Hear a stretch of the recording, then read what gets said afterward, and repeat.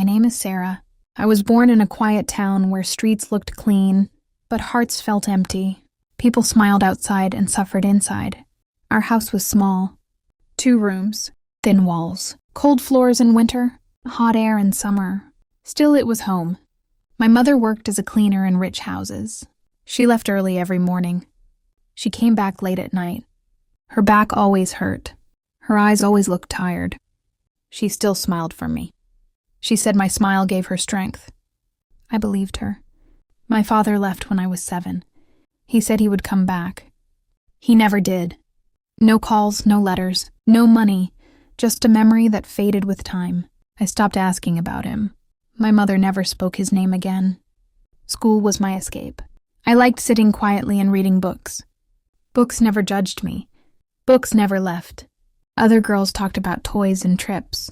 I listened and stayed silent. I knew our life was different. When I was 12, my mother got sick. At first, it was just a cough, then fever, then weakness. She still went to work. She said we needed money. One night, she fainted in the kitchen. I screamed for help. Neighbors came running. The hospital smelled of medicine and fear. Doctors asked questions we could not answer. They talked about treatment and costs. I watched my mother sleep on a hard bed. Machines beeped beside her. I felt small and useless. She came home after 2 weeks. She was weaker. She stopped working.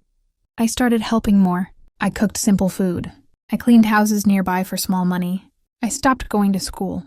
Teachers asked me to return. Life did not allow it. My mother tried to hide her pain. She failed. At night, I heard her crying softly. I pretended to sleep. I did not want her to feel guilty. I felt scared all the time. One rainy morning, she did not wake up. I shook her gently, then harder. Her hand was cold, too cold. I screamed until my throat burned. Neighbors came again. This time nothing could be done. I was 14 and alone. The funeral was short.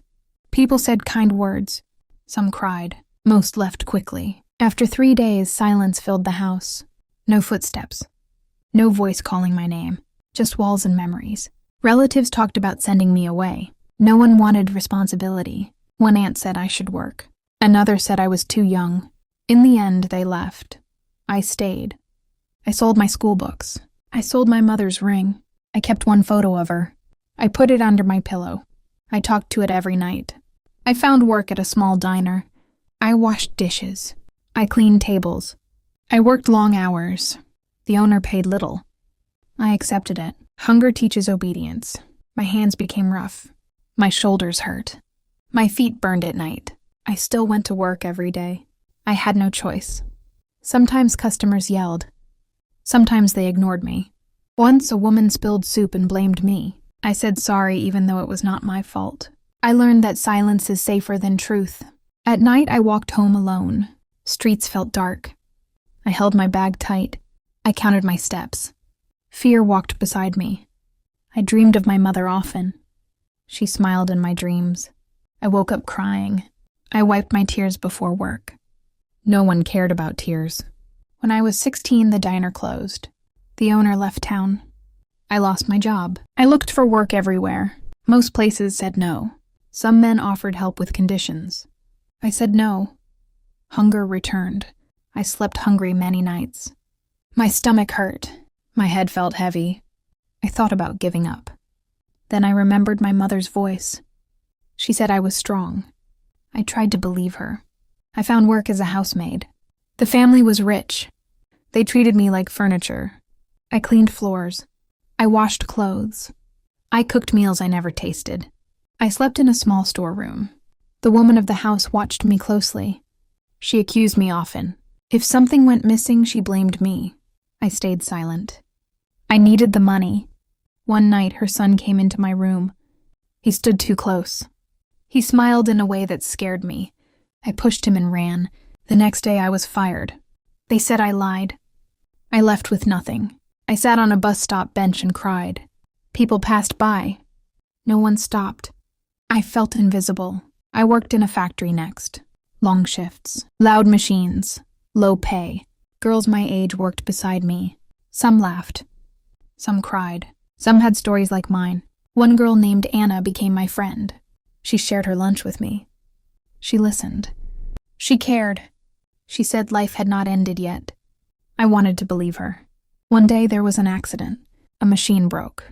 Anna was hurt. Blood everywhere. Sirens. She died on the way to hospital. I stood alone again.